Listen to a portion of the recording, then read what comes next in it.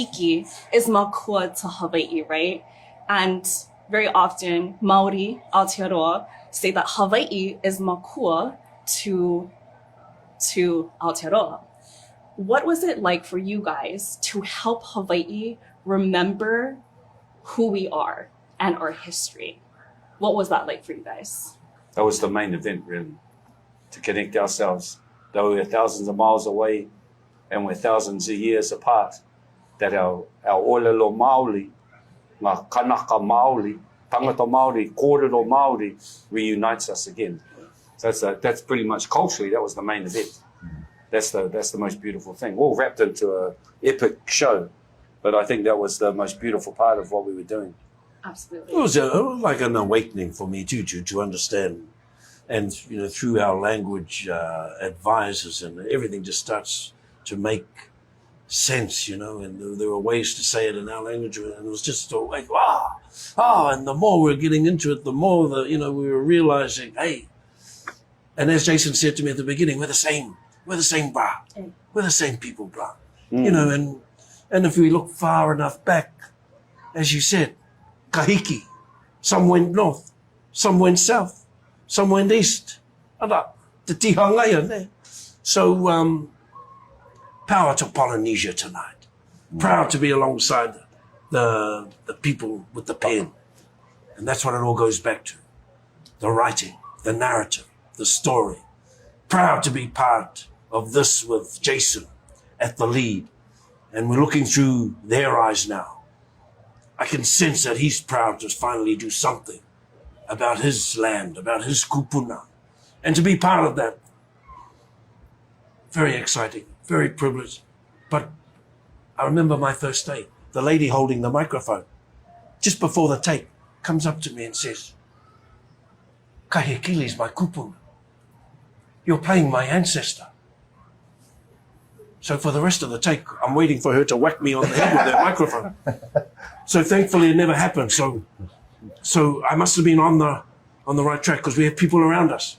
And we had dialogue coaches with earphones on, making meticulously sure that if there was an okina out, they'd tell the director, not quite right, can we go again, please? And that's how we worked. We wanted to get everything as authentic as we can. So to be involved with this historically, culturally, to work with Jason in Olelo, Hawaii, was just a new buzz. It was a buzz. And here we are today. We've traveled a long way. And I'm just one of the kaihoi, one of the paddlers. And a proud kaihoi too. I think I was paddling the hardest too. Cliff over there is paddling this way. And we're all paddling. We've got the waka going. Here's a pa guiding us as a navigator. Here's Jason telling us as the captain of the waka. Then they, whakatauti hua te waka kia whakao. Ko whakao hui tēnei iti o te matarai. So navigator. He's keeping us in line with the stars, which our kupuna knew about. And they knew where to go. Pinpoint accuracy to Rapa Nui. Pinpoint accuracy to the islands of Hawaii, Tahiti, down to southwest to Aotearoa, New Zealand. So in a way, it's going to wake up Polynesia, that we are one. We are connected. And I want to see a young Hawaiian sitting in the audience tonight, maybe get the chicken skin, maybe get a sense, hey, that's my language. Those are my tupuna. Well, I might learn a little bit more about ourselves, because we've become strangers in our own land sometimes. So to reconnect spiritually, culturally, through this medium, what a wonderful opportunity, and very, very proud to stand alongside Pa'a and Jason. Absolutely a wonderful show. Little Leimaile is so happy, overjoyed that this exists, because when I'm a product of Ke Kula Kaiapuni. I know my language, and we didn't have anything when we were keiki, right? We didn't have books. I still have some books that are literally pasted over with Hawaiian translations, right?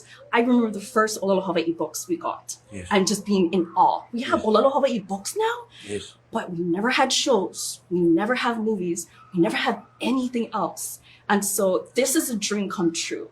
And to be like a part of this, to be here sitting with you guys right now, is a dream come true. So mahalo nui. Oe no, he kanaka o ka paki pika ka ko a po.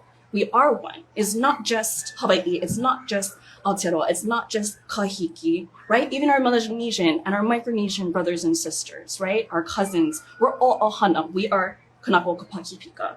And so to you, Pa'a, what do you hope?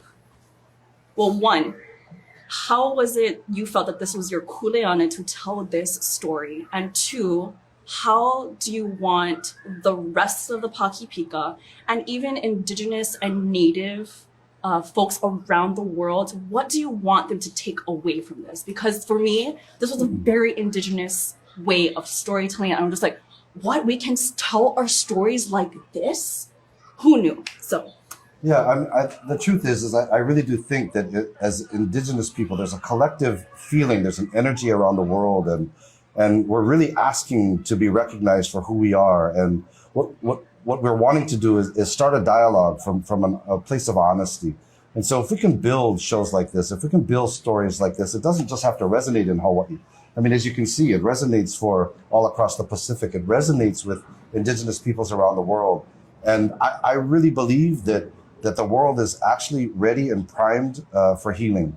And so as we move forward and talk about these stories of cultures coming together and acting and reacting towards each other, history has taught us what worked and what didn't work. So we have an opportunity to begin this dialogue. And one thing that I think is going to be wonderful is that as people get to see Hawaii and Kanaka Maoli people from our point of view, then they know us better.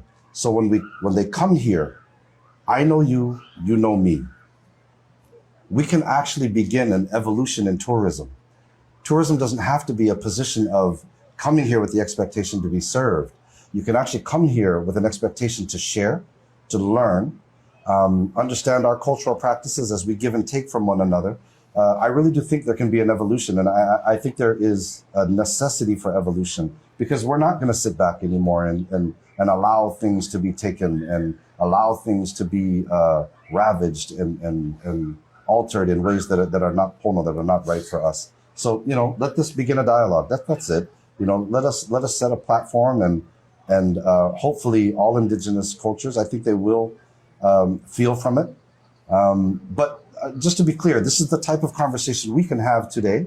But in this business, it is a business of universal storytelling. And that is what everybody can take away from this. And we really look forward to the response, because we have a lot more to tell. We really do.